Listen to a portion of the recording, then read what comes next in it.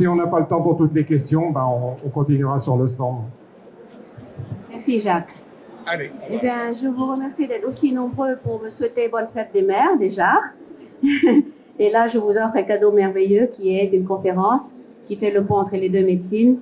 Et c'est un honneur pour moi de vous présenter le fruit de mon travail, de mes recherches. Déjà, je vais me présenter en quelques mots. Je suis médecin occidental, diplômée de la faculté de médecine de la Pitié-Salpêtrière. Et il y a 32 ans que je suis installée. Et le fruit de ma passion et de mes recherches, c'est de faire le pont entre la médecine nutritionnelle occidentale et la médecine énergétique chinoise. Aujourd'hui, le thème de notre conférence, ça s'appelle l'inflammation chronique et les maladies auto-immunes.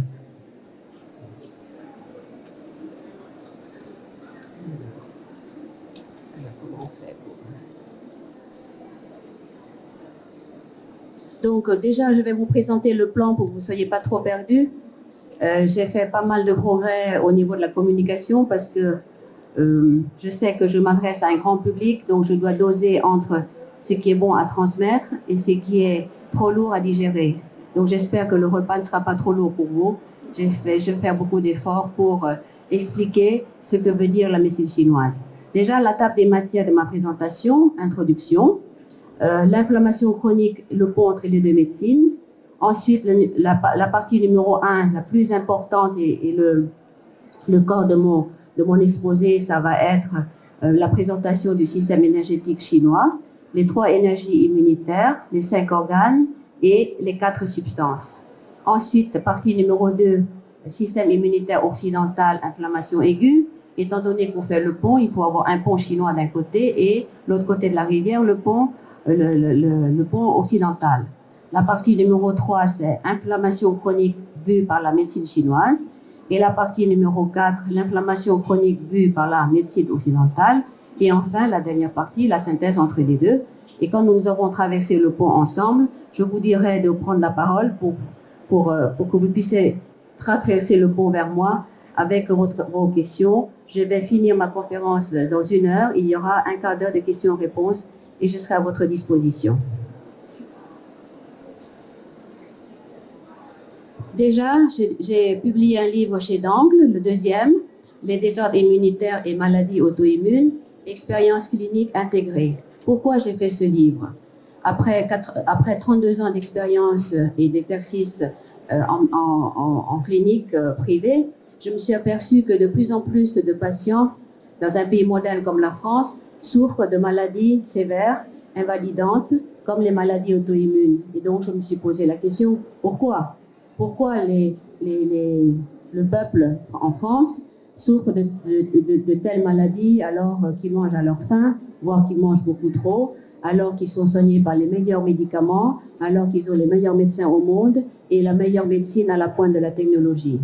Donc, c'est ce qui a inspiré mon livre parce que ce livre-là est tiré de mon expérience de pratique quotidienne en tant que médecin occidental spécialisé en médecine chinoise. Alors, je pense que la réponse se repose dans la question en elle-même. Je pense que les maladies auto-immunes sont des maladies liées à l'inflammation chronique, qui est une conséquence de certains excès. Les excès liés à la vie moderne et les excès liés à la culture de la modernité, comme le stress, les mauvaises habitudes alimentaires et la pollution de l'environnement. Et éventuellement, l'épuisement consécutif au stress que je qualifie par un ennemi de l'intérieur sans frontières et sans visage. Alors, ces ennemis invisibles sont à la source de désordres immunitaires. Pourquoi? Parce que les désordres sont des désordres énergétiques, métaboliques, nutritionnels et émotionnels. Ce sont ces ennemis de l'intérieur qui menacent l'intégrité de notre territoire immunitaire, de l'intérieur. Ils sont plus dangereux parce qu'ils sont à l'intérieur et en plus de ça, ils sont invisibles. Par exemple, le stress, les aliments, quand ils sont mal digérés, ils deviennent nos ennemis. Quand ils sont bien digérés et bien absorbés, ils deviennent nos amis, c'est-à-dire les nutriments. Les médicaments, bien sûr, les médicaments qui sont censés nous sauver la vie, en fin de compte, quand il y a un abus de prescription des médicaments, surtout en ce qui concerne les maladies auto-immunes, ils deviennent nos ennemis de l'intérieur et je vous expliquerai pourquoi, selon la médecine énergétique chinoise. Donc, je constate de plus en plus que les maladies auto-immunes sont en recrudescence. Par exemple, les problèmes que nous rencontrons souvent, c'est les maladies de la thyroïde, l'hyperthyroïdie comme la maladie de Pasteur, l'hypothyroïdie auto-immune comme la maladie d'Hashimoto, et surtout les maladies de l'intestin, les maladies chroniques de l'intestin comme le rectocolite hémorragique, comme la maladie de Crohn, comme l'intestin perméable, et ensuite certainement des maladies auto-immunes un peu moins fréquentes, comme la maladie de Gougerot, et même on pense même que les maladies d'Alzheimer et de maladies de Parkinson seront d'origine auto-immune. Donc les recherches se vont beaucoup dans ce sens-là, mais il n'y a pas de preuve évidente pour affirmer cela pour l'instant. Et je dirais même que le terrain inflammatoire chronique qui fait le lit des maladies auto-immunes peut aussi faire le lit d'une maladie du XXIe siècle que sont les cancers. Alors l'inflammation chronique, je vais parler d'une manière très très simple. Je dirais que l'inflammation chronique, c'est la racine des maladies de la civilisation moderne dont font partie la maladie auto-immune. Je vois en ça 6 causes. D'abord, le stress de la vie moderne. Nous sommes tous, surtout par les temps qui courent, toujours pressés entre les obligations professionnelles. Et je vois dans ma pratique quotidienne que le milieu de l'entreprise, c'est un milieu de guerre, où il faut s'accrocher, où il faut lutter pour garder sa place, où il y a souvent beaucoup de pression, de harcèlement moral, les problèmes de la famille, les problèmes des enfants, du couple, etc. Et surtout, nous vivons dans une société de compétition où il faut être toujours à la hauteur, il faut toujours nager contre le courant pour avoir la tête hors de l'eau. Ensuite, les mauvaises habitudes alimentaires. Comme vous le savez, nous avons une alimentation trop riche en sucre, trop pauvre en fibres et en fruits, qui nous aident à digérer les déchets, qui nous aident à aller à la selle. Nous avons une alimentation trop riche en acides gras saturés, comme les viandes rouges en particulier, les fritures, les frites, le McDo par exemple, et surtout des plats industrialisés qui sont appauvris en micronutriments nécessaires à la santé de nos cellules, parce que la vie moderne nous impose des rythmes de vie effrénés. Nous n'avons plus le temps de choisir les bons aliments, nous n'avons plus le temps de cuisiner, et on prend le ready-made, c'est-à-dire les repas tout frais, les repas tout faits, mais qui ne sont pas frais. Et voilà. Ensuite, alors, étant donné que la vie moderne est toujours en accélération constante, nous ne prenons pas le temps de mastiquer suffisamment. Et la première étape de la digestion, c'est d'abord la mastication, parce que les dents, ce n'est rien d'autre que la moulinette qui va réduire les aliments en morceaux plus fins pour qu'ils soient mieux digérés par notre tube digestif. Ensuite, le grignotage et l'appétit compulsif, souvent c'est une conséquence du stress émotionnel. L'appétit compulsif pour le sucre, moi je le relie à des crises d'hypoglycémie. Et vous verrez que plus on mange du sucre, plus nous avons faim de sucre et plus on est en hypoglycémie parce qu'il y a une hypersécrétion de l'insuline qui nous fait perdre de l'énergie et on grignote davantage et particulièrement le sucre. La mauvaise digestion est une conséquence d'une mauvaise mastication, bien sûr. Donc, quand on ne mastique pas bien, les déchets s'accumulent dans le tube digestif. Ils deviennent des déchets toxiques que le gros côlon n'arrive pas à éliminer complètement. Et les déchets toxiques abîment, engendrent une inflammation chronique de la muqueuse intestinale et l'intestin perd sa fonction de perméabilité sélective. Je vais beaucoup insister là-dessus dans le courant de mon exposé et vous allez voir pourquoi il y a une relation évidente entre la maladie auto-immune et l'intestin perméable. Ça, c'est un point très important que je vais prendre le temps de vous expliquer parce que à ce niveau-là, vous pouvez être les acteurs de votre bonne santé et vous pouvez être votre meilleur gardien de votre terrain immunitaire. Ensuite, la surcharge toxique du foie, ça tout le monde connaît. Nous sommes dans une société de surconsommation de molécules chimiques et pour la surcharge toxique du foie, ça s'applique aux médicaments, ça s'applique souvent à l'hépatite virale. Beaucoup de patients sont atteints de l'hépatite virale sans le savoir et ce terrain de l'infection virale prédispose à une mauvaise digestion. Et évidemment, l'alcool qui est, je dirais, le poison sociétal admis par tous. Et enfin, le stress de la vie moderne nous amène à épuiser nos réserves énergétiques dans la mitochondrie. Je vais expliquer en long et en large tout à l'heure dans le reste de mon exposé quel est le rôle de la mitochondrie dans la gestion du stress de la cellule et quel est le rôle de la mitochondrie dans la production de l'énergie dans la cellule la mitochondrie, c'est notre meilleur défenseur contre l'inflammation chronique.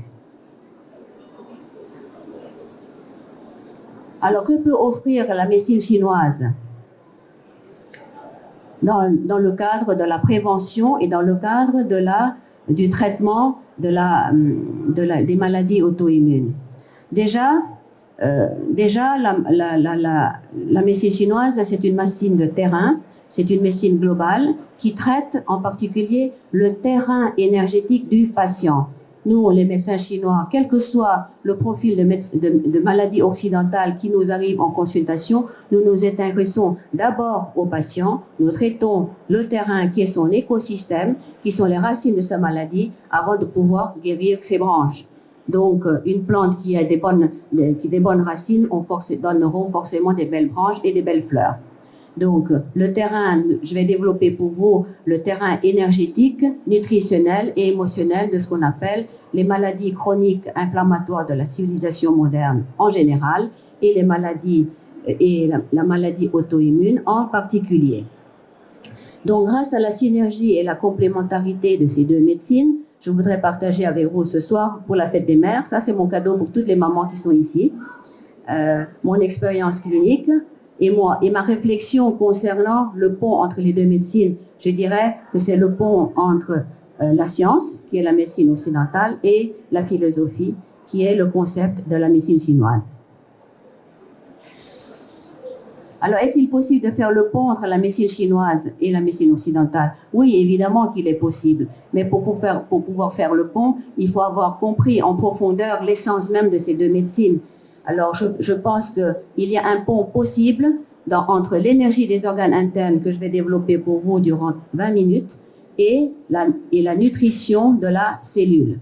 La synergie et la complémentarité entre ces deux médecines peut donner des réponses et des solutions durables à des maladies auto-immunes pour limiter les effets secondaires des médicaments en traitant les racines pour pouvoir guérir les branches. Alors, souvent, les motifs de consultation significatifs d'une inflammation chronique, je vois arriver les patients souvent dans un état d'épuisement énorme. En fin de compte, ils atterrissent chez nous, les médecins chinois, acupuncteurs, micronutritionnistes, énergéticiens, vraiment en fin de course, en fin de compte. On les récupère fatigués, burn out. Burn out, c'est l'image, j'aime beaucoup cette image de burn out. C'est comme si la bougie de la vie était en train de s'éteindre à petit feu par usure excessive des réserves énergétiques. Et souvent, cette fatigue inhabituelle, c'est une fatigue inhabituelle qui se traduit par une dépression énorme, par de l'insomnie, par la migraine et évidemment par une baisse inhabituelle des défenses immunitaires. Alors, ils attrapent tout ce qui passe. Au moins de changement de temps, ils tombent malades d'angines, de sinusite, d'otite, qui sont inhabituelles chez les personnes qui étaient antérieurement en bonne santé. Et en particulier des infections répétées. Et les deux cibles de l'inflammation chronique très fréquemment rencontrées, ce sont les infections urinaires récidivantes, en particulier chez la femme en période de ménopause, et c'est aussi les infections ORL, et je vous expliquerai pourquoi. Ensuite, il y a des douleurs articulaires et des crampes musculaires qui sont intenses. Et la particularité de ces douleurs, ce sont des douleurs qui prédominent la nuit. Et en particulier, il faut faire la différence entre les douleurs articulaires inflammatoires qui sont d'origine mécanique, parce que c'est l'usure des cartilages, qui sont accentuées par l'effort physique, et les douleurs articulaires d'origine inflammatoire, qui sont liées à la destruction de la synoviale, c'est-à-dire la membrane qui recouvre les surfaces articulaires. Et elles sont prédominantes la nuit et elles disparaissent grâce à un exercice léger de déverrouillage matinal, comme on dit en médecine. Ensuite, des symptômes digestifs, évidemment, ce sont des symptômes digestifs qui sont particuliers parce qu'ils sont fluctuants en fonction du degré de votre stress émotionnel. Quand vous êtes en colère, vous n'allez plus à la selle, et quand vous êtes déprimé, vous avez la diarrhée, vous gonflez, vous avez des selles molles, vous allez voir des épisodes de diarrhée, des épisodes de douleur abdominale. Ensuite, chez les femmes en particulier, elles prennent du poids quand elles ont la diarrhée avant les règles. Elles ont de l'aérophagie et elles ballonnent parce qu'elles fermentent beaucoup, étant donné qu'il y a une mauvaise digestion, donc une mauvaise élimination des déchets. Et il y a des reflux acides, des vomissements, voire des nausées accompagnés de migraines.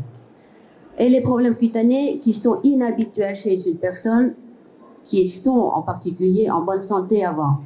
Alors, par exemple, on dit que le psoriasis c'est une maladie auto-immune, mais le problème en médecine occidentale, c'est qu'il n'y a pas de traitement de psoriasis, véritablement. En cours de poussée, on leur donne de la cortisone par voie cutanée. Les meilleurs résultats que j'ai obtenus avec le psoriasis, c'est avec la médecine chinoise combinée avec la puvathérapie. Parce que je crois que le soleil, s'il est bien utilisé à bon escient, il est un guérisseur c'est un guérisseur naturel à condition de ne pas abuser des ondes ultraviolettes. Et ensuite des eczémas, vous connaissez tous parmi votre entourage, des étudiants, vos enfants qui font une poussée d'eczéma quand ils travaillent trop et quand ils sont en stress à l'examen, par exemple. Et chez les femmes, voilà, bonjour mesdames, maman, les prises de poids inhabituelles, surtout quand elles sont stressées, surtout quand elles attendent la semaine qui précède leurs règles. Une prise de poids, je dirais, inhabituelle, c'est-à-dire que pour le peu qu'elles mangent, elles grossissent 2 fois plus. Donc, elles ont beau se priver par une diététique sévère, elles grossissent quand même. Donc ça, les prises de poids, c'est très indicatif de l'épuisement des réserves énergétiques internes. Je vous expliquerai ça tout à l'heure dans le déroulement du diaporama. Alors, déjà, pour faire le pont, on va commencer par le côté chinois. Le système immunitaire chinois, il est d'abord énergétique parce que la médecine chinoise n'est pas une médecine expérimentale. C'est une médecine empirique basée sur l'observation clinique des patients sur 3000 ans. Donc, ils n'ont jamais prouvé, les médecins chinois n'ont jamais prouvé l'existence de l'énergie, mais ils n'ont jamais prouvé scientifiquement l'existence de cette énergie, mais ils ont transposer leur réflexion de l'énergie de l'univers sur l'énergie du corps humain qui peuvent être considérés comme un petit microcosme à l'intérieur de nous. Alors, il existe 3 énergies immunitaires principales. Excusez-moi, mais je vais parler un tout petit peu chinois, c'est la moindre des choses. Le yuan qi, c'est l'énergie ancestrale que nous avons héritée de nos parents à la naissance. Elle vient du rein chinois, enfin elle vient des reins, donc il est chinois parce que je pense que certains de mes patients qui me disent mais de quel rein vous parlez, pourquoi il est chinois, pourquoi votre rein chinois, qu'est-ce qui fait votre rein chinois? Oui, il fait chinois parce qu'il a les yeux bridés, je leur dis toujours ça. Mais il a une fonction un peu occidentale, mais il a surtout les yeux bridés et il a des fonctions que le rein occidental ne fait pas. Nous allons le développer ultérieurement. Ensuite, le Wei Qi. Wei Qi, c'est l'énergie défensive qui dépend de l'organe du poumon. Ensuite, le Yin Qi, qui est l'énergie nourricière, qui dépend essentiellement de la rate. Alors, je vais m'attarder un tout petit peu parce que pour vous, ça doit être des éléments complètement nouveaux, qui est le cycle des 5 éléments. Est-ce que parmi vous, il y en a qui connaissent un petit peu le cycle des 5 éléments, ils ont quelques notions de médecine chinoise? Bon, c'est une petite minorité. Donc, je vais m'attarder un tout petit peu à expliquer les fondements théoriques de cette médecine chinoise qui est très différente de la nôtre, médecine occidentale, parce que c'est un esprit différent. En fin de compte, je dirais que la médecine chinoise, c'est la philosophie de la vie qui dérive de l'observation de l'univers et qui est appliquée au fonctionnement physiologique, à la physiologie de l'être humain. Donc, la médecine chinoise envisage les organes internes comme des sources de production d'énergie. Il y a donc 5 éléments, 5 organes qui représentent chacun la particularité énergétique d'un élément de la nature. Le foie, qui travaille avec la vésicule biliaire, correspond à l'élément du bois. Le cœur, qui travaille avec l'intestin grêle, correspond à l'élément du feu. La rate et l'estomac à l'élément de la terre. Et le poumon et le métal à l'élément le poumon et le gros intestin à l'élément du métal. Et le rein à l'élément, travailler avec la vessie à l'élément eau. Donc, voilà. Alors là, c'est le gros morceau à digérer, parce que toutes les notions que je vais exposer devant vous aujourd'hui, ce sont des notions toutes nouvelles qui ne sont pas, qui sont inconnues à votre culture européenne. C'est pour ça que je vais m'attarder un peu sur ces notions physiologiques. Alors, le rein, qui correspond à l'élément eau, il travaille avec la vessie. Dans quoi travaille-t-il? Dans la transformation des liquides clairs et dans l'élimination des liquides troubles. Ça, il n'y a pas de problème pour un esprit occidental.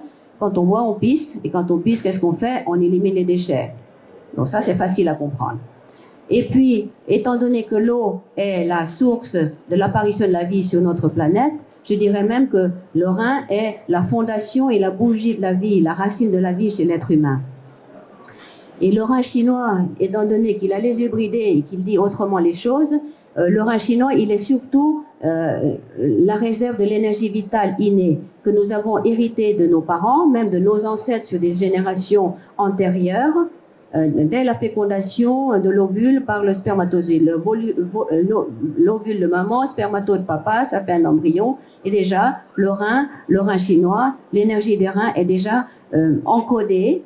Enfin, pas encodée, mais l'énergie des reins est déjà à l'intérieur de l'embryon. C'est sa future, c'est son coffre-fort. C'est comme un coffre-fort. C'est le compte épargne que vous mettez en réserve vos économies. C'est dans un compte épargne, c'est dans votre rein. Et le compte épargne dépend de votre gène. Je dirais que le rein chinois correspond à l'aspect génétique encodé dans vos chromosomes, encodé dans votre ADN, dès la fusion des gamètes, dès la fusion de spermatodes de papa et ovules de maman.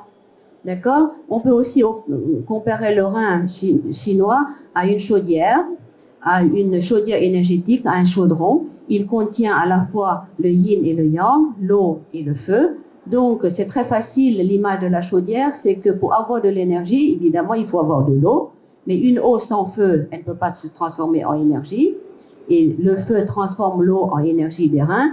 L'énergie des reins, elle vous donne cette capacité de vivre. Elle vous donne cette sexualité pour vous reproduire. Et elle vous donne la longévité et la propension à transmettre votre hérédité à vos descendants.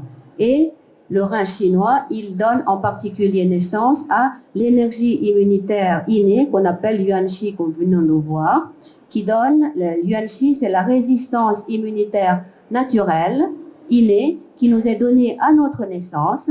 C'est donc l'aspect génétique de l'immunité et qui est donc stocké dans notre ADN.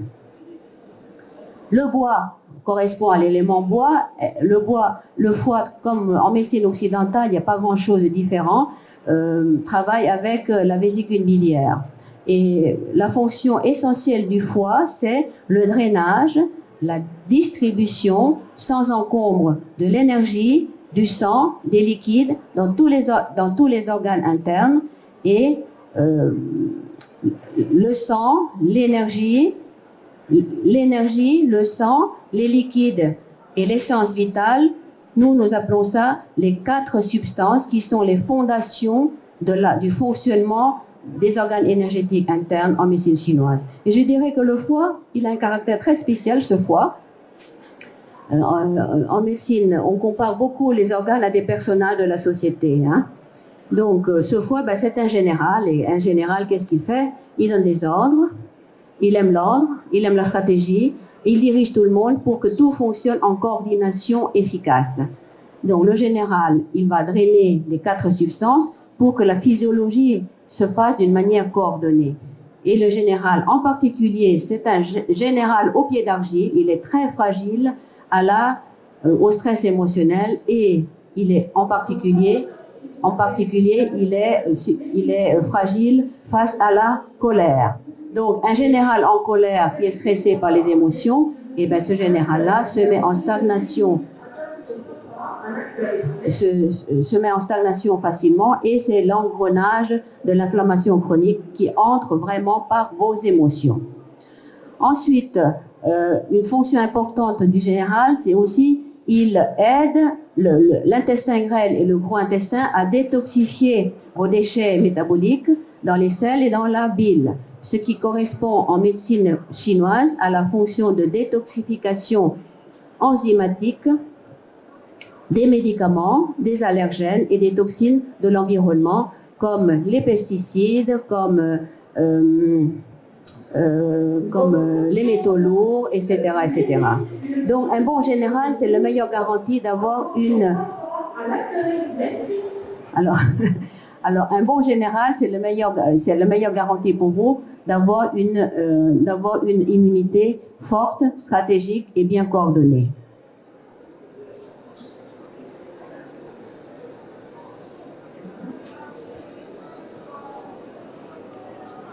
Ensuite, le cœur, il correspond à l'élément monarque absolu. C'est notre président de la République, qui est aussi un monarque, je pense, dans la 5e République. Nous avons en France, vous aviez des rois, maintenant vous avez un monarque qui est élu par le peuple. Donc la fonction présidentielle est quand même une fonction assez monarchique, d'après ce que je vois en France. Alors donc le cœur, il est l'empereur des émotions, il gère l'esprit, c'est la demeure de l'esprit. Et l'esprit, c'est aussi, l'esprit conditionne votre capacité à avoir la balance émotionnelle, votre capacité, votre résilience à la souffrance physique, votre capacité à endurer la souffrance. Et le cœur, il a aussi une autre fonction essentielle qui est, le cœur est le maître du sang et le maître des vaisseaux. Et en médecine chinoise, on dit que le sang est le support de l'esprit. Pourquoi? Parce que l'esprit du cœur, c'est-à-dire l'esprit des émotions, s'exprime par la richesse du sang. Vous pouvez être, par exemple, chez les femmes qui ont des règles abondantes, elles sont souvent déprimées parce qu'elles ont les règles abondantes. Quand elles perdent du sang, elles perdent de l'énergie, et et le sang ne nourrit plus l'esprit du cœur, elles commencent à déprimer, elles commencent à ne plus dormir, et elles commencent à perdre davantage de sang parce que le sang retient le sang dans les vaisseaux. Donc plus elles saignent, moins elles dorment et plus elles saignent, en gros. C'est pour ça que nous, en médecins chinois, pour résoudre des problèmes d'ordre, entre guillemets, psychosomatique, nous apportons des réponses à l'équilibre entre le sang et l'énergie selon les concepts de la médecine chinoise. Tandis qu'en médecine occidentale, le sang n'est rien d'autre qu'une voie de transport et de distribution des moyens de défense immunitaire qui sont les petits soldats. Donc, pour nous défendre, il faut une armée de défense. C'est les petits soldats qui sont les globules blancs en particulier. Les globules blancs, ils sont divisés en 2 classes. Hein. Les globules blancs, les globules blancs, mais je vais mettre des détails tout à l'heure. Les globules blancs et les moyens de défense immunitaire qui sont les globules blancs, il y a les polynucléaires, les monocytes et les lymphocytes. Ensuite, les moyens de défense contre les agresseurs de votre intégrité territoriale, eh bien, ce sont les molécules inflammatoires, justement, et les anticorps. Ensuite, les réserves nutritives qui sont nécessaires à nourrir vos petits soldats, qui sont vos globules blancs. Et ensuite, les pompiers, parce que dans toute guerre, il y a le feu. Alors, le système du pompier en médecine occidentale dans la cellule, c'est le système antioxydant dont je vais vous parler au cours de l'entretien. Évidemment, l'oxygène et le gaz carbonique qui sont essentiels à produire la vie.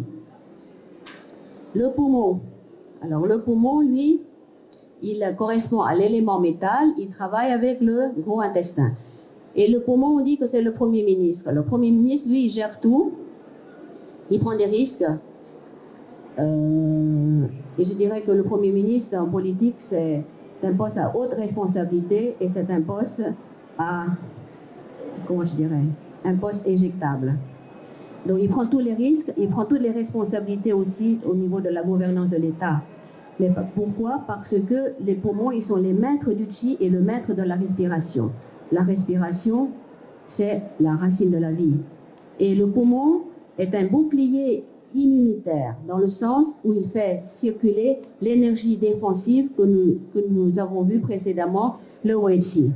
Et le poumon est très important aussi en cas d'attaque immunitaire par les microbes. Le poumon permet de réguler la température corporelle grâce à la transpiration. Par exemple, quand vous attrapez une grippe, vous avez de la fièvre, donc le poumon gère la température en vous faisant transpirer pour limiter les effets de la fièvre. Et le poumon est une peau extérieure parce qu'il gère la fermeté de la peau. La peau, c'est les pores et les poils. Les pores, c'est fait pour transpirer et les poils, c'est fait pour s'opposer à la pénétration du vent. Et on dit que le poumon gère la couche externe des défenses immunitaires, tandis que la rate gère la couche interne qui est la muqueuse intestinale, nous le verrons ultérieurement. Mais ce qu'il y a de particulier dans le poumon, c'est que les bronches et les alvéoles sont recouverts d'une muqueuse, et le long de la muqueuse, il y a des gardes-frontières qu'on appelle le système lymphoïde des muqueuses, très riche en lymphocytes B et T, qui vont emprisonner les envahisseurs, n'importe lesquels, la fumée du tabac, le microbe, le virus, tout ce qui pénètre dans le poumon. Le bouclier immunitaire du poumon se met en route et les lymphocytes se jettent sur les envahisseurs. Donc nous allons retrouver ce système lymphoïde des muqueuses également au niveau de la muqueuse intestinale qui est, elle, gérée par l'énergie de la rate.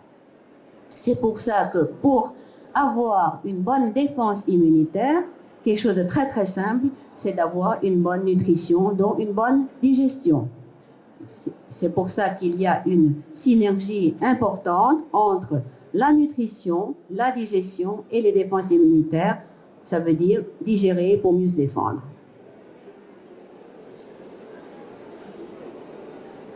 La rate correspond à l'élément de la terre. Elle travaille avec l'estomac.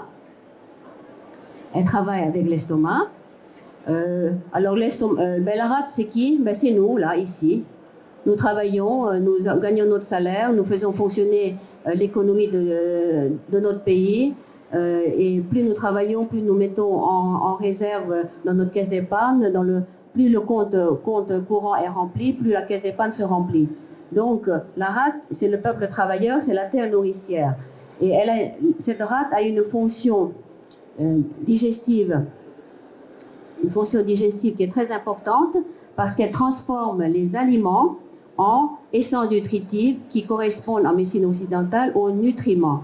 Et pour que les nutriments puissent être absorbés, ils doivent être d'abord digérés et transformés. Et ils doivent être d'abord scindés en petits morceaux. Par exemple, le steak que vous mangez va être transformé. Les protéines seront transformées en acides aminés.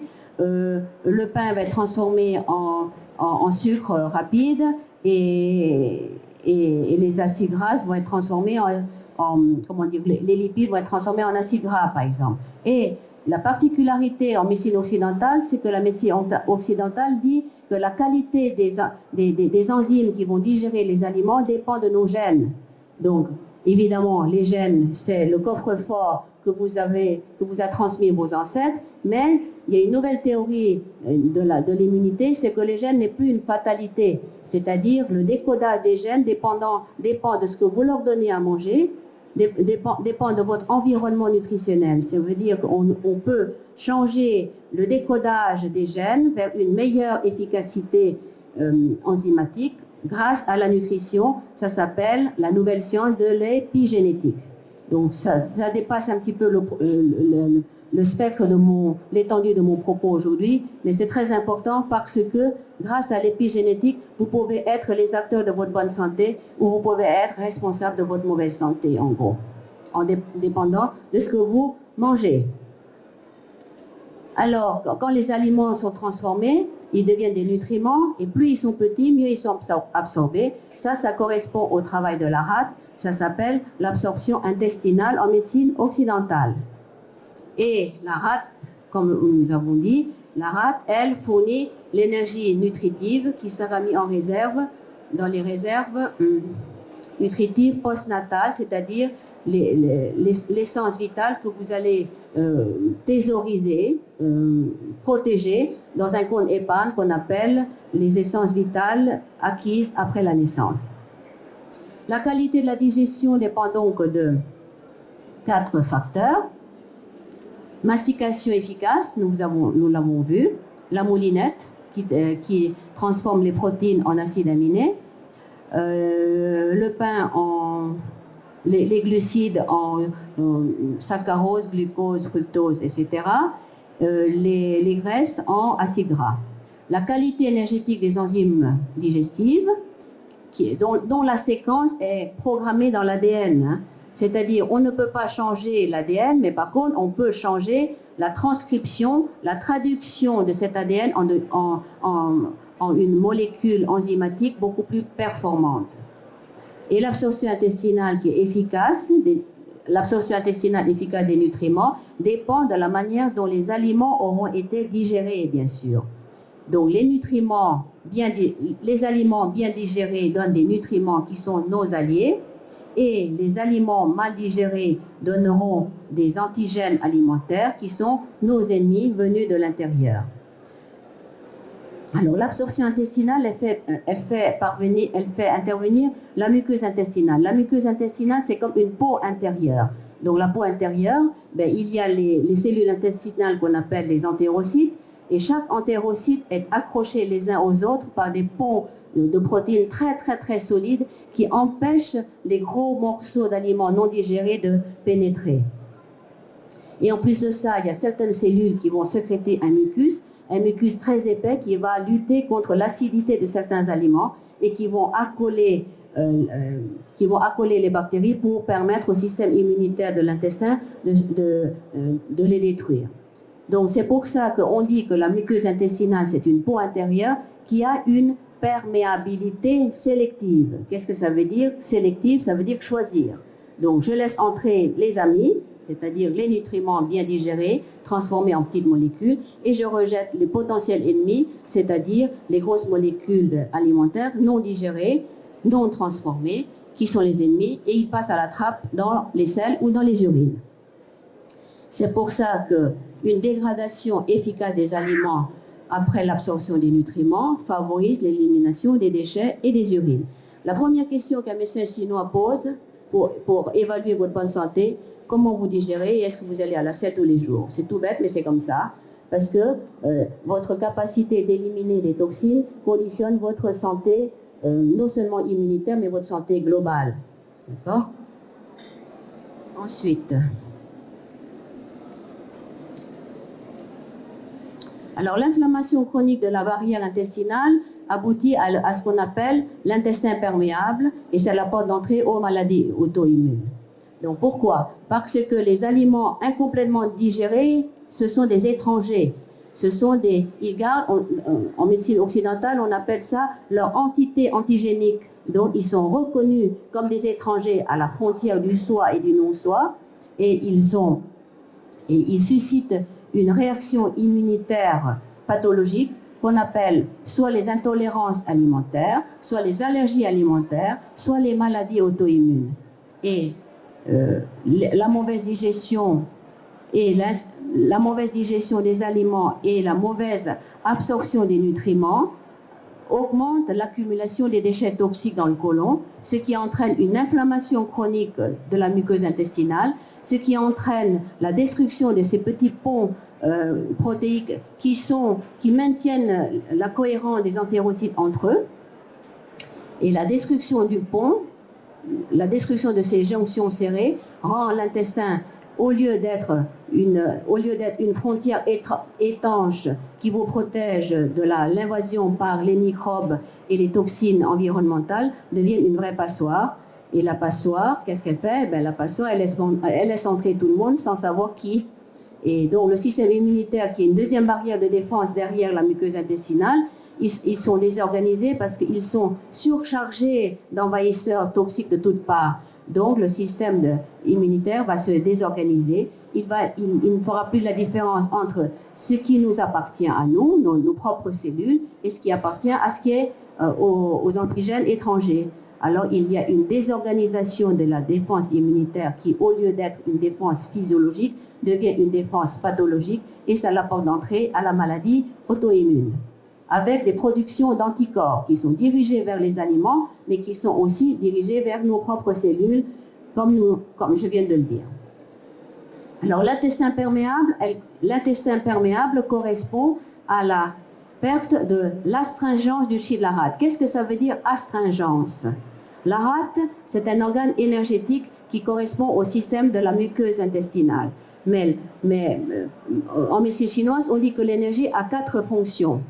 Activer, donc ça veut dire faire circuler, réchauffer, défendre, c'est le sujet de notre exposé aujourd'hui, astreindre, c'est-à-dire contenir, garder ce qui est bon pour nous. Et la muqueuse intestinale, l'énergie de la rate va garder le sang, les nutriments, les liquides nutritifs. Elle a un pouvoir de contention. Donc l'intestin perméable, c'est tout l'inverse. Il ne contient plus rien, il laisse passer tout le monde, même les ennemis. Et il ne fait plus la différence entre l'ennemi et l'allié.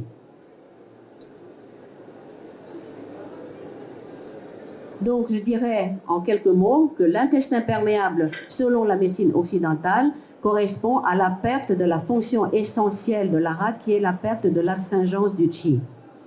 C'est pour ça que je dis que l'intestin perméable est en partie responsable de l'émergence de la maladie auto-immune. Donc là, on peut déjà avoir un point de prévention, parce que si vous vous nourrissez bien, si vous soignez votre muqueuse intestinale, vous serez à l'abri de ces maladies auto-immunes, qui est une maladie, je répète encore une fois, les maladies consécutives au mode de vie que nous menons en France, au mode de vie de la civilisation moderne. Et le système immunitaire, qui est constamment agressé par les envahisseurs, est en alerte maximale. C'est comme aujourd'hui. Nous sommes en alerte maximale. Nous avons des grèves, nous avons des manifestations alors nous sommes en état d'urgence, nous avons des casseurs, nous avons des gens qui lâchent des bombes. Alors le système immunitaire, il est sollicité de toutes parts. S'il n'est pas désorganisé, c'est déjà bien, mais il est surtout épuisé. Un excès d'agression épuise le système de défense. Donc, pour ne pas être victime de cette maladie, de cette anomalie de la défense immunitaire, il faut régler le problème énergétique en profondeur.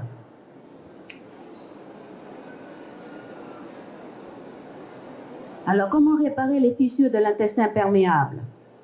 Eh ben, en médecine occidentale, c'est là que peut se faire le pont. Comment régler l'intestin perméable? C'est bien simple. Eh ben, il faut donner des probiotiques. Je pense que la majeure partie connaît qu'est-ce que c'est que les probiotiques ici. Les probiotiques, c'est une flore intestinale. Ce sont des petites bactéries que nous hébergeons dans notre côlon dans une relation symbiotique, c'est-à-dire votre côlon, il offre le gîte et le couvert à ces petites bactéries qui digèrent vos déchets. Et les bactéries font le nettoyage après votre repas. On appelle ça la flore intestinale. Il y a 2 flores intestinales dans le gros côlon, dans le côlon. La flore intestinale de fermentation qui agit à pH acide, qui est prédominante dans le côlon droit et une moitié du côlon transverse, et une flore intestinale de putréfaction habilitée à digérer les déchets des protéines, qui est plutôt prédominant dans le côlon gauche jusqu'au sigmoïde. Donc ils se partagent le boulot. Donc pour avoir une bonne élimination des déchets, il faut avoir des bons éboueurs qui sont spécialisés chacun dans la destruction des déchets. Les déchets végétaux revient à la flore de fermentation, et les déchets des protéines revient à la flore de putréfaction. La L-glutamine. La L-glutamine, c'est un acide aminé qui n'est pas essentiel, mais qui peut devenir essentiel quand les besoins de l'entérocyte augmentent.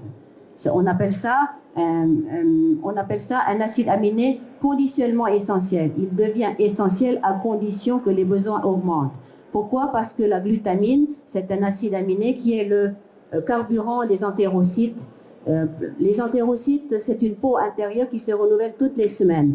Et ce sont des cellules à croissance rapide. Ils ont besoin beaucoup de vitamines et beaucoup de carburant pour fonctionner. C'est pour ça que dans l'intestin perméable, on arrive à un état de carence relative en glutamine. Donc, il faut donner le carburant à vos entérocytes pour ne pas que la muqueuse intestinale devienne perméable. La chlorophylle, c'est un végétal. Elle permet d'absorber les toxines, d'absorber les radicaux libres, d'absorber par exemple les toxines alimentaires, les métaux lourds, et elle est de nature yin, chlorophylle égale yin. Elle rafraîchit le feu interne des organes pour éviter l'extension de l'inflammation de la muqueuse. Et la spiruline, c'est une algue d'eau douce. Alors là, j'adore la spiruline parce qu'elle a plusieurs propriétés que peut-être la plupart de vous ignorent. La spiruline, c'est une algue d'eau douce qui a plusieurs vertus. Elle contient 18 acides aminés et parmi les 18, il y en a qui sont essentiels. Un acide aminé essentiel en médecine occidentale, c'est un acide aminé qui ne peut être apporté que par la nutrition et par l'alimentation. Elle est aussi antioxydante parce qu'elle contient beaucoup de micronutriments qui aident le système enzymatique à détoxifier. Elle est chélateur des métaux lourds et elle est nutritive. C'est pour ça que les végétariens en consomment beaucoup, parce que ça remplace en gros les protéines animales. Et le curcuma, tout le monde en parle, mais en fin de compte, le curcuma, c'est une plante très asiatique chez nous. Nous consommons le curcuma comme une épice. Et là, la médecine occidentale vient de découvrir une fonction antioxydante, détoxifiante du curcuma. Et les médecins chinois utilisent beaucoup le curcuma pour détoxifier le foie dans les formules de pharmacopée. Pourquoi? Parce qu'en plus de détoxifier le foie, le curcuma, il rafraîchit aussi le sang, il mobilise les stases de sang. C'est une plante que les médecins chinois utilisent beaucoup dans les décoctions. Alors le triple réchauffeur, je vais aller très très vite là-dessus. Le triple réchauffeur, en fin de compte, c'est typiquement chinois parce qu'en fin de compte, il n'a pas de structure anatomique. C'est une structure énergétique fonctionnelle qui regroupe la fonction des 5 organes. C'est le triple réchauffeur, comme on dit. Il a 3 étages. Alors au premier étage, c'est réservé à l'empereur et à son premier ministre, le cœur et le poumon. Le deuxième étage, c'est réservé à la masse travailleuse qui transforme les aliments et les émotions en énergie vive qui fait fonctionner l'ensemble. Le premier couple, c'est la rate et l'estomac. Le deuxième couple, c'est le foie et la vésicule biliaire. Et en bas, l'étage inférieur, ce sont les égouts. C'est l'intestin grêle et le gros intestin et la vessie. Et le rein dans tout ça, l'organe noble. Moi, je dirais, le rein, c'est un organe noble. Il est au foyer inférieur. Pourquoi? Parce qu'il est à la charnière entre l'inné et l'acquis. Mais ça ne veut pas dire qu'il fait partie des égouts. Le rein c'est surtout l'énergie des reins que nous travaillons en énergétique chinoise, dans les exercices de tai chi, dans les exercices de qigong, par exemple. Si parmi vous êtes expert, parmi vous, il y a des pratiquants de qigong, on travaille beaucoup l'ancrage des talons, l'ancrage du bassin, qui est la zone du rein énergétique chinois. Et le triple réchauffeur est très important pour la simple raison que c'est l'autoroute de l'immunité. Pourquoi? Parce qu'il fait circuler les 3 énergies immunitaires qui sont l'énergie originelle, l'énergie nutritive et l'énergie défensive. Il fait circuler les 4 substances qui est l'énergie, le sang, les liquides et les essences vitales. Et il fait aussi circuler les liquides pour qu'ils soient des systèmes de rafraîchissement du feu interne. Et ce feu interne, c'est la racine de l'inflammation chronique dont je vous parle aujourd'hui. Pour comment obtenir une défense immunitaire efficace et de quoi notre corps a besoin. Donc ça va résumer ce que je viens de vous dire pendant 3 quarts d'heure. Des frontières solides, une frontière extérieure, la peau, les pores et les poils gérés par le poumon, une frontière intérieure, l'intestin géré par la rate. 3 énergies immunitaires solides qui s'appellent énergie ancestrale, énergie nutritive, énergie défensive.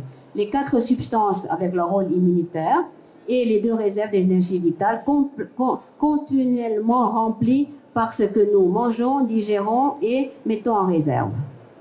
Et évidemment, un réseau de distribution. Même si vous avez un bon système de défense et qu'il y a des autoroutes bouchées ou les trains qui ne marchent pas, le système de défense ne peut pas arriver à destination.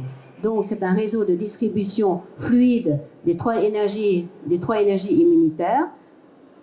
Et ce réseau de distribution, ça s'appelle les 12 méridiens. En Occident, on connaît beaucoup l'acupuncture grâce aux méridiens, mais je pense qu'on connaît moins le fonctionnement des organes énergétiques internes.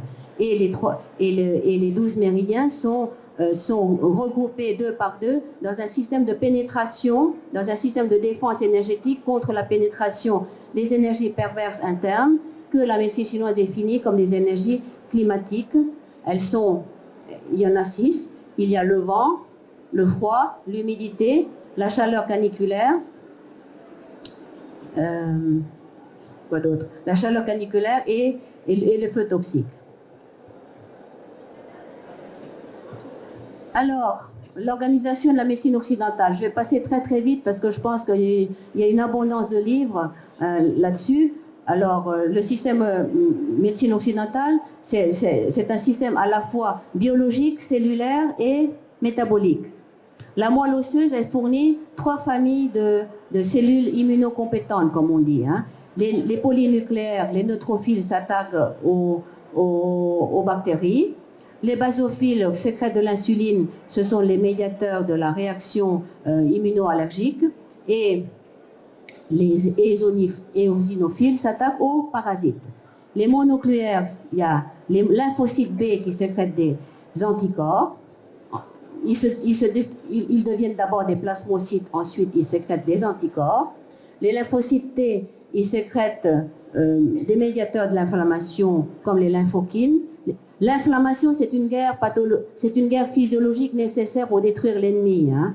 C'est pas parce qu'on dit que les lymphocytes T sécrètent des médiateurs de l'inflammation qu'ils sont pathologiques. Ils sont nos meilleurs gardiens de notre intégrité territoriale. Et les monocytes deviennent des macrophages. Les macrophages, c'est des chars d'assaut. Ils mangent tout ce qu'ils trouvent, ils digèrent tout ce qu'ils trouvent, et ils mettent l'identité des microbes qu'ils ont digérés sur leur membrane interne. Et ça, ce sont des avis de recherche qui seront des avis de recherche placardés sur leur membrane externe, et ils seront repérés par les lymphocytes, et les lymphocytes mettent l'identité de l'antigène que le macrophage vient de manger sur la base de données qui est la mémoire immunitaire. Et le NCK, c'est Natural Killer Cells. Ce sont des lymphocytes nés dans la moelle osseuse et qui vont dans le thymus pour avoir un entraînement, pour devenir des guerriers plus performants. Et eux, ils sont habilités à tuer aussi bien les bactéries que les cellules cancéreuses. Et les NKC, Natural Killer Cells, sont très prédominants au niveau des muqueuses, dont j'ai parlé tout à l'heure. Le système lymphoïde des muqueuses, ça se trouve au niveau de la peau externe, le poumon, et au niveau de la peau interne, l'intestin grêle. Donc, je dirais que le NKC, ce sont les gardiens de l'intégrité de la frontière immunitaire interne. Alors, le système immunitaire en médecine occidentale, c'est une armée professionnelle, bien organisée, et qui est efficace à 4 niveaux. Alors, identifier les envahisseurs grâce aux antigènes qui sont fixés sur leur membrane, parce qu'il faut dire que la membrane des cellules, ce sont des espaces, ce sont des surfaces de communication d'identité. C'est leur carte d'identité, c'est la membrane cellulaire. D'accord ? Donc les cellules immunocompétentes identifient l'envahisseur grâce à la structure antigénique qu'ils ont sur leur membrane.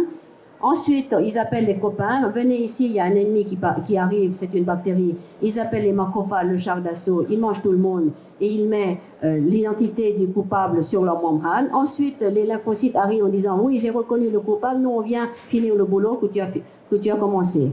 Alors, les lymphocytes B, qu'est-ce qu'ils font? Ils vont sécréter des anticorps dont la structure est complémentaire, c'est-à-dire ça fonctionne sur le système de la clé et de la serrure. L'anticorps va reconnaître l'antigène qui est complémentaire au niveau structure moléculaire. Et l'anticorps, je dirais que ce sont des armes de destruction chimique à longue portée. D'accord? Et ensuite les lymphocytes T, qui est aussi de la famille des lymphocytes, mais eux, ils ont une fonction beaucoup plus profonde parce qu'ils agissent au niveau des tissus. Ils sécrètent des molécules inflammatoires qu'on appelle des cytokines qui vont détruire à long terme les envahisseurs qui restent sur le territoire. Et ensuite, il y a une communication des informations. Ça, c'est le système des services secrets entre lymphocyte B et lymphocyte T. Et la communication des informations se fait par molécules interchangeables. Un tel qui est dans tel coin, voilà sa carte d'identité. Et les lymphocytes T vont se mettre à produire des intermédiaires de l'inflammation qu'on appelle les cytokines, qu'on appelle le TNF. Ça, c'est une molécule que nous utilisons, que les cancérologues utilisent beaucoup. Les anti-TNF dans les maladies auto-immunes. Je ne sais pas si dans votre entourage, vous avez des patients qui sont, ou quelqu'un de la famille qui sont soignés par les anti-TNF. C'est-à-dire que pour réduire l'inflammation de la maladie auto-immune, on n'a pas trouvé d'autres moyens en médecine occidentale que de fabriquer des molécules qui détruisent la médiation chimique inflammatoire. Donc, anti-TNF, très mal toléré. En général, ça s'appelle, en anglais, c'est le Tumoral Necrosing Factor. Et ensuite, l'interféron, tout le monde connaît l'interféron. L'interféron est réservé en particulier pour anéantir le virus de l'hépatite. Donc, dans des cas très très spécifiques, on utilise l'interféron, mais il faut reconnaître aussi que ce sont des molécules très puissantes et souvent avec des effets secondaires importants et profonds et délétères à long terme pour le système de défense. Ensuite, amplification de la réponse immunitaire. Il y a donc une coordination entre les lymphocytes B qui sécrètent des anticorps, les lymphocytes T qui gardent la mémoire immunitaire et qui sécrètent les médiateurs de l'inflammation. Et ensuite, la mémorisation de l'identité des envahisseurs sur une base de données qui est gérée par lymphocytes B et T. L'inflammation aiguë est donc, selon médecine occidentale, une défense immunitaire naturelle. C'est une guerre physiologique, biologique, cellulaire, nécessaire à défendre notre territoire immunitaire. Grâce à la libération des molécules inflammatoires, comme je viens de dire, ce sont des armes à destruction massive. Grâce au foie, qui sécrète aussi la CRP. Quand vous allez à l'hôpital, que vous avez une pyélonéphrite aiguë et que vous avez une septicémie, eh bien la CRP, elle monte au plafond. Pourquoi? Parce que le foie, cette fois-ci, ce n'est pas le général dont je parlais, le foie occidental, il sécrète cette molécule qui s'appelle le C-réactive protéine, qui a une action de destruction, qui est aussi une arme à destruction massive. Le fibrinogène, lui, qu'est-ce qu'il fait? Il colmate les brèches, parce que dans tous les combats, il y a des petites hémorragies, donc il colmate les brèches des plaies hémorragiques. Des substances vasodilatatrices qui amènent l'aide au site du conflit. Et tout ça, pourquoi? Quelle est la mission de l'inflammation aiguë? C'est de limiter le conflit dans un point local pour éviter son extension. Et évidemment, dans toute guerre, il y a des morts des deux côtés. Il y a la destruction des cellules saines, la destruction des cellules immunocompétentes. Les petits soldats qui se battent, ils meurent dans le combat. Et en fin de compte, la maladie inflammatoire, c'est un terrain de combat permanent. Et les cellules détruites libèrent ce qu'on appelle les radicaux libres, c'est-à-dire des électrons qui ne cherchent à s'accoupler. Et les radicaux libres, ce sont des torches de feu qui mettent le feu à la cellule. Donc, voilà. Alors, l'inflammation aiguë doit être saine. Pourquoi? C'est une guerre immunitaire physiologique. Et pour qu'elle soit saine, il faut qu'elle soit adaptée, ciblée sur l'ennemi, coordonnée, cohérente et surtout limitée dans le temps. Et le but ultime de l'inflammation chronique est de circonscrire le site du conflit pour limiter son extension. Alors, quand, pourquoi, comment l'inflammation aiguë devient-elle chronique? Quand devient-elle chronique?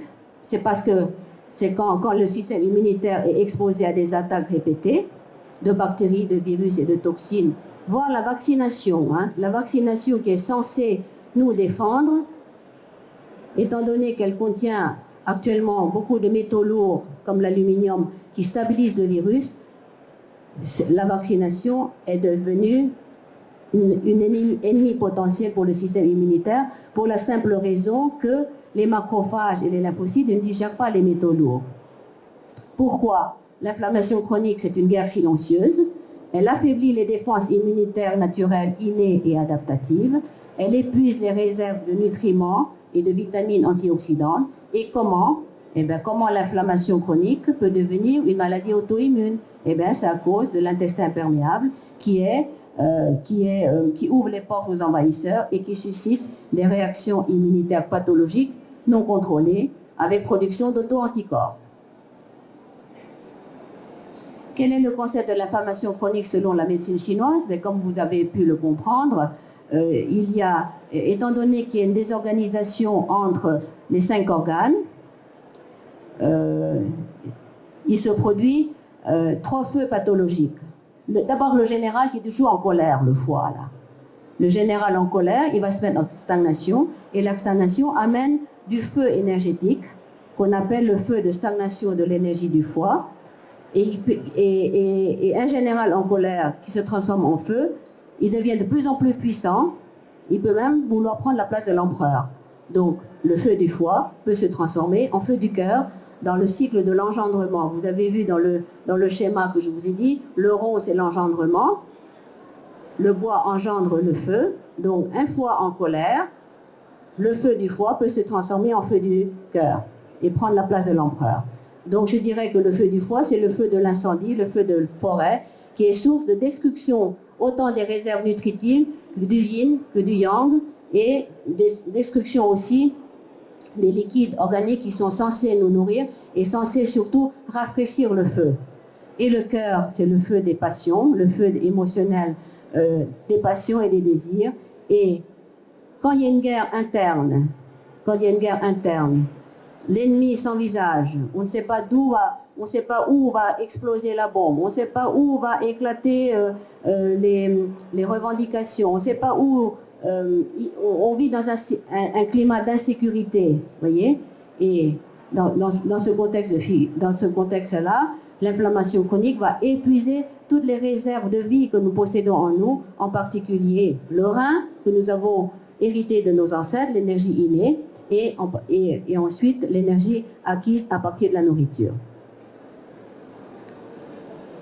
Donc, je pourrais dire que l'inflammation chronique est le résultat du déséquilibre énergétique des organes internes qui aboutit à 3 feux, le feu du foie, le feu de la colère, le feu du cœur, le feu de la passion et le feu des reins qui est, je vous dirais, le feu sous la cendre pour la simple raison que le rein fonctionne comme une chaudière énergétique.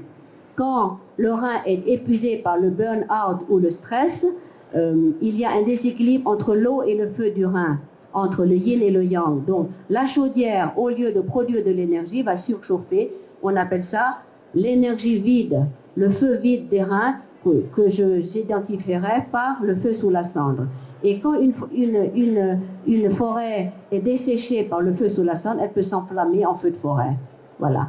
Donc, et puis la conséquence de ce conflit immunitaire chronique en silence, silencieux et dans l'ombre peut aboutir à l'épuisement des réserves vitales des reins et de la rate. Et évidemment, quand tout se dérègle, nous vivons dans une situation de pénurie quand plus rien ne marche. Quand tout le monde est en colère, tout le monde fait la grève, les trains ne marchent plus, les autoroutes ne marchent plus, il n'y a plus d'essence dans les pompes, évidemment, c'est l'épuisement des 4 substances qui, je dirais, maintient la maladie auto-immune dans la chronicité. Donc, pour sortir les patients de la maladie auto-immune ou bien pour les mettre en rémission durable, il faut remplir les réserves et harmoniser le système des 5 organes et des 5 entrailles. des 6 entrailles. Donc, l'insuffisance de production des 4 substances maintient l'inflammation dans sa chronicité. Voilà. Ça, c'est un résumé, c'est pas la peine que je vous le dise. Donc, l'épuisement, alors les 3 feux, c'est ça. Le feu du cœur, le feu du foie et le feu des reins amènent à l'inflammation chronique, et l'épuisement de la rate amène à l'épuisement de l'énergie nutritive.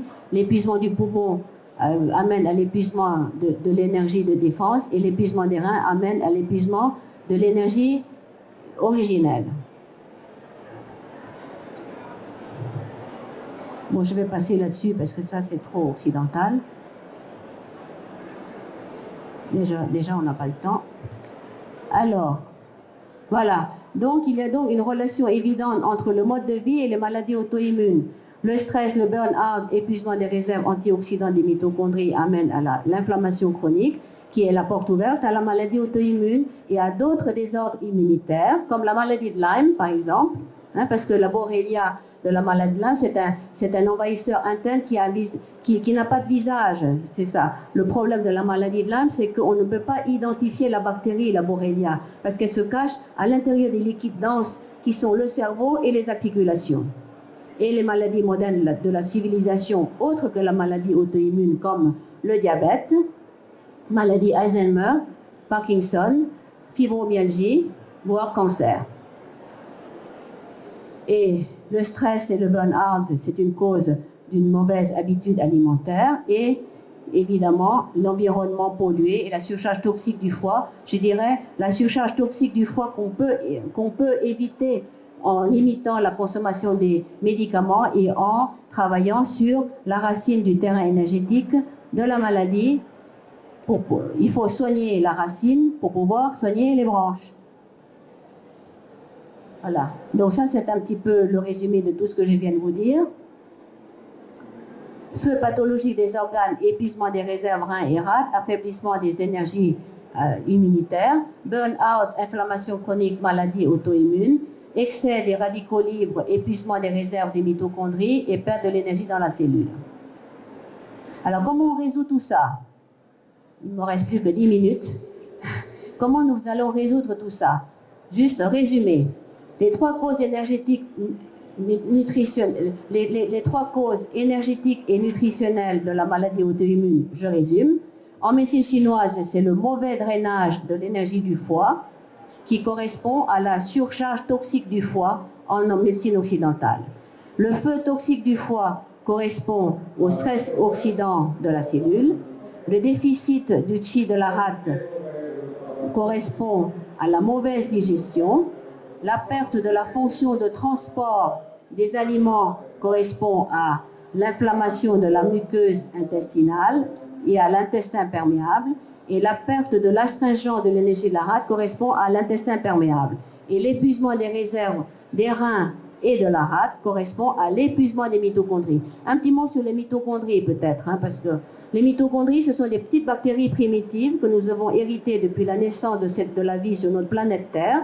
C'est des petites bactéries qui vivent à l'intérieur de nos cellules et qui sont équipées d'un système enzymatique qui recycle les radicaux libres.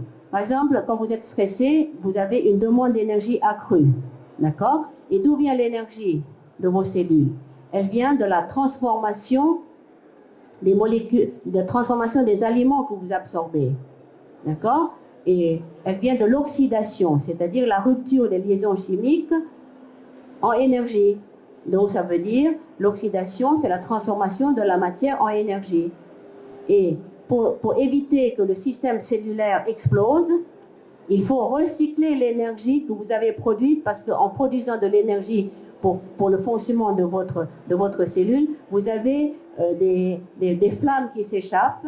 Ça s'appelle des radicaux libres, ça s'appelle des électrons libres qui doivent être recyclés et retransformés en énergie refroidie par les mitochondries. Je dirais que la mitochondrie, c'est comme des petites centrales nucléaires que vous avez à l'intérieur de vos cellules. Une centrale nucléaire fournit de l'énergie, mais s'il n'y a pas de cuve de refroidissement, ben la centrale explose et vous n'avez ni énergie, ni plus donc, hein, la centrale, elle explose avec vous. Voilà. Donc, et le système énergétique de la mitochondrie a besoin de ce qu'on appelle des clés. Les enzymes, ce sont des moteurs qui transforment la matière en énergie. Et pour faire marcher un moteur, il faut une clé pour faire démarrer la voiture. Et bien la clé, ce sont des nutriments antioxydants, qui sont les vitamines, les oligoéléments comme le sélénium, le magnésium, le cuivre, le manganèse. Voilà. Et puis, il faut aussi des vitamines antioxydantes, ben c'est les lettres de l'alphabet de A jusqu'à E. A, B, C, D, E. OK? Donc, pour optimiser le fonctionnement, le refroidissement de vos centrales nucléaires intracellulaires, ben, il faut absorber des micronutriments. Micronutriments, ça veut dire ce que ça veut dire. Hein? Vous avez pas besoin d'une très grande quantité, mais vous avez besoin d'une quantité infime, mais qui est optimale en fonction du besoin de la cellule. Alors, comment gérer la médecine énergétique chinoise avec la médecine nutritionnelle occidentale? C'est donc ça la réponse dans la prévention et dans le traitement des maladies auto-immunes. Eh ben, en médecine chinoise, ben, il faut drainer l'énergie du foie pour éviter que le général en colère engendre le feu de forêt. Il faut clarifier le feu du foie. Et il faut clarifier le feu de l'empereur, parce qu'un empereur fou, ben, il peut mettre aussi le feu à la forêt. Hein. Et puis, il faut clarifier, il faut remplir les réserves énergétiques des reins pour éteindre le feu sous les cendres. Et favoriser surtout l'élimination des déchets. Et en médecine occidentale, on peut détoxifier le foie pour améliorer surtout la tolérance hépatique des médicaments qui sont parfois nécessaires. Je ne fais pas la guerre à la médecine occidentale. La médecine occidentale, elle est justifiée en cas de conflit, mais pour pouvoir amener le conflit vers une paix durable, il faut reconstruire la paix grâce à la médecine chinoise. Donc détoxifier le foie vous permet une espérance de guérison dans le long terme, parce que vous pouvez aider votre foie à détoxifier les déchets chimiques des médicaments.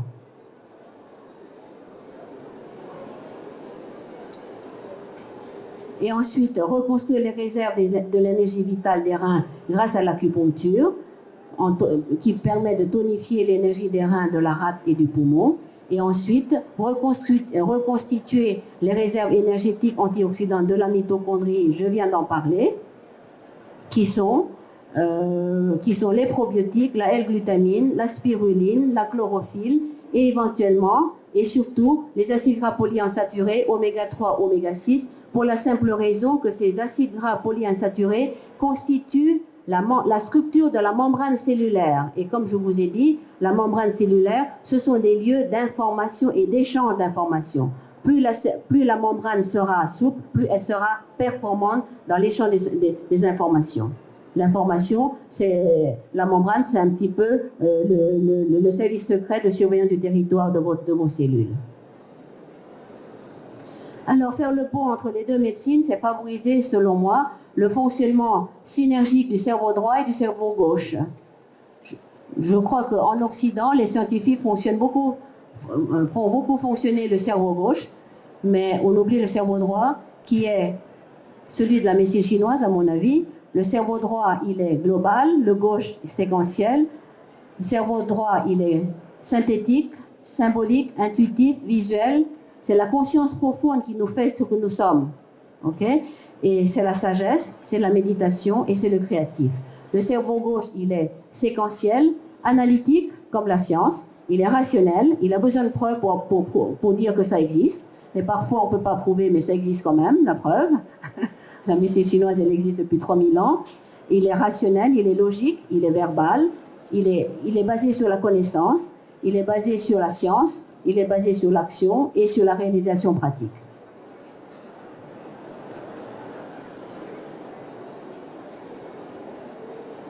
Donc, les 3 points essentiels, je n'ai encore pour 2 minutes, les 3 points essentiels de mon exposé. En médecine chinoise, le feu pathologique des organes correspond au feu de la cellule, les radicaux libres. La perte d'astringence du qi de la rate correspond à l'intestin perméable. L'épuisement des réserves vitales reins et rate correspond à l'épuisement des mitochondries, qui sont à la fois la source de production d'énergie et la source de recyclage de l'énergie. C'est pour ça que pour avoir une bonne immunité, il faut soigner vos mitochondries. Et les mitochondries, ça passe par l'alimentation, les oligo-éléments et les antioxydants. Ah. Voilà. Et quel est l'intérêt de ce que je fais? C'est pour trouver l'intérêt du pont entre les deux médecines, c'est de trouver des solutions durables afin de permettre aux patients souffrant de maladies auto-immunes d'avoir une rémission durable. En médecine occidentale, on dit que la maladie auto-immune, elle ne se guérit pas. Ce n'est pas possible de guérir une maladie auto-immune parce qu'il y a une sécrétion d'anticorps. Mais par contre, moi je pense le contraire. La maladie auto-immune peut se mettre en rémission, voire vers une rémission à long terme peut devenir une guérison. Pourquoi? Parce que la médecine chinoise, elle permet de refaire la paix énergétique, nutritionnelle et émotionnelle au niveau de vos cellules et de vos organes pour reconstruire la paix après la guerre chimique proposée par les médicaments. Donc l'un n'est pas incompatible avec l'autre. Voilà, je vous remercie de votre attention et puis j'espère que nous allons nous revoir. Ok. C'est dommage, nous n'avons plus tellement de temps pour les questions. Je vous remercie. Pour la remercier, je lui fais un gros bisou de votre part. Hein, c'est la fête des mères, on en profite. Merci Manola. Vous la retrouvez sur le stand C23, juste à côté. Allez, bonne fête à toutes les mamans. Hein. Soignez vos mitochondries et votre intestin pour devenir des bonnes mamans. Et avoir une belle vie devant vous. Merci beaucoup. Allez, on va essayer d'être disciplinés. On ne va pas l'embêter par des questions ici. On la retrouve directement là-bas. Elle a un peu de temps et elle pourra répondre aux questions auxquelles elle n'a pas eu le temps de répondre ici.